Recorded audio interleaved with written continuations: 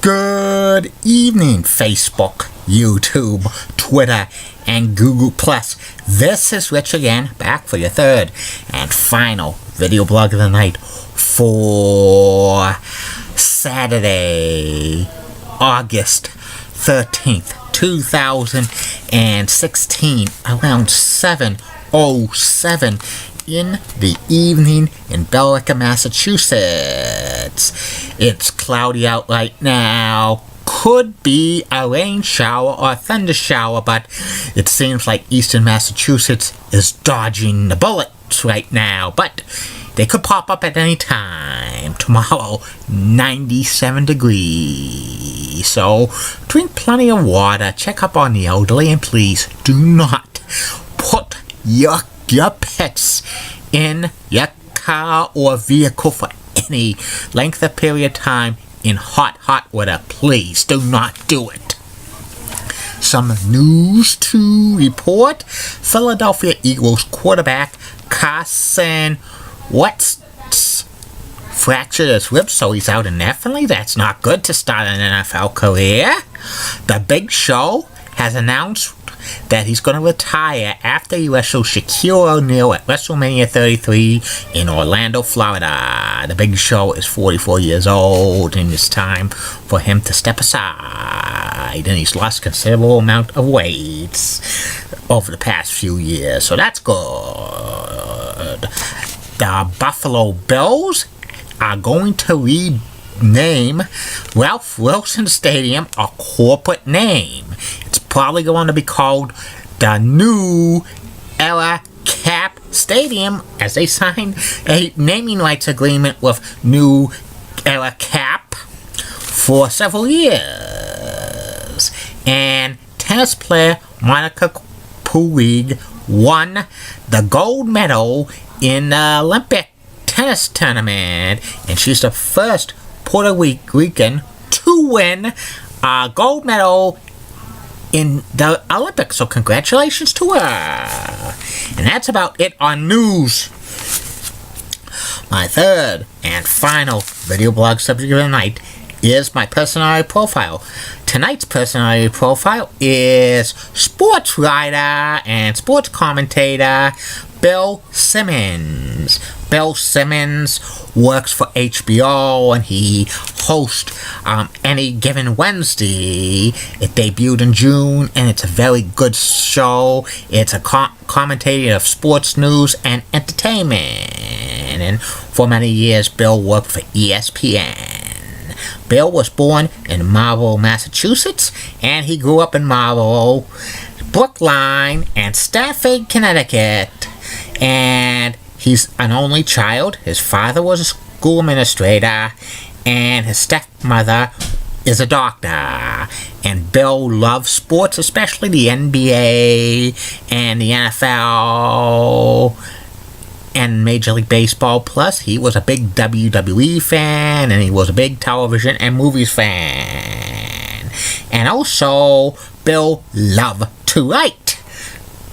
Bill went to Holy Cross and BU, majoring in journalism. He worked on the Holy Cross newspaper as a sports editor. And after, in college, after graduating from college, Bill worked for the Boston Herald for several years, doing some in the sports department, plus he did some odd jobs for the Herald as well. And he also was worked as a freelance writer for the Boston Phoenix, which was once a free newspaper, but it's not in existence anymore. But those jobs dried up, and by the mid-90s, Bill was a bartender in the Boston area. He had to pay the bills, and he was dying to write again for sports. And he started a sports column on Digital City, Boston. He also reviewed movies. This was when internet was in its infancy, and Bill wanted to get get his work out there so he could write again. And about 45,000 people watched Bill's work on Digital City and was pretty good. Eventually, Bill quit bartending to write for Digital City Boston, and he worked full-time there, and a lot of national people were looking at Bill, including ESPN. ESPN signed Bill in 2001, for the next 14 years, Bill worked at the worldwide leader in sports. He wrote for Page 2, which was a lot of commentary, sports commentary, and sports stories. Bill wrote a lot of them. Some of them were serious, some of them were very funny. He also was, had a podcast on ESPN for about 8 years, which was a great podcast. And also Bill wrote features for ESPN the magazine, and he served as editor as Grantland, which was a section of ESPN.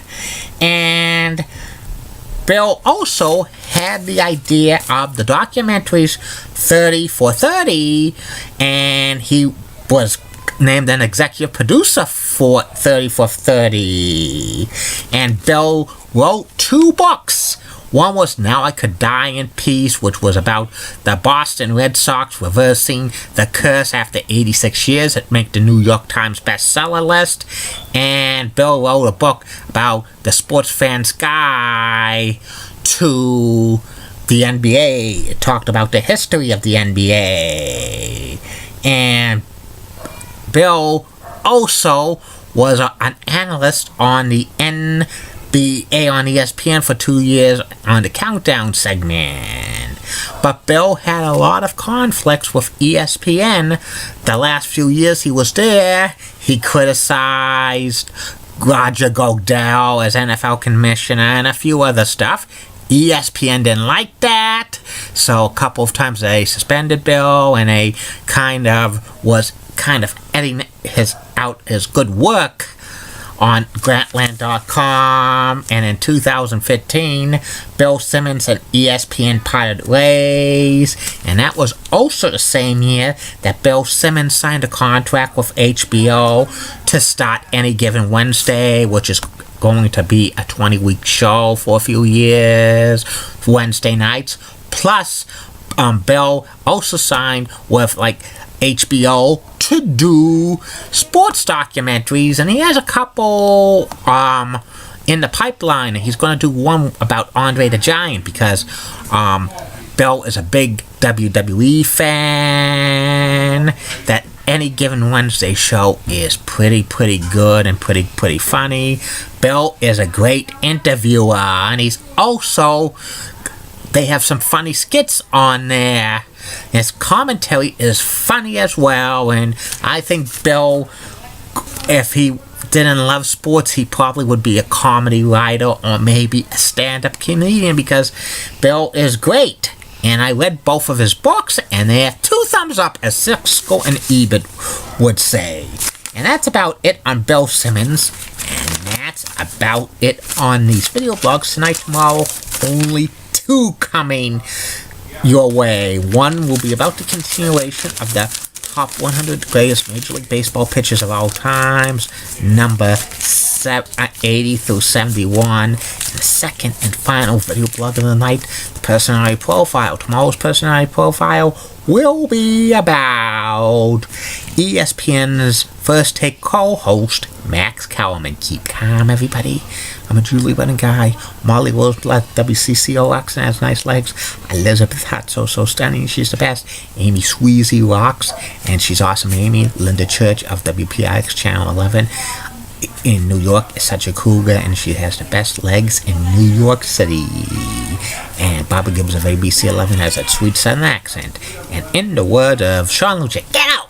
See you later, good night.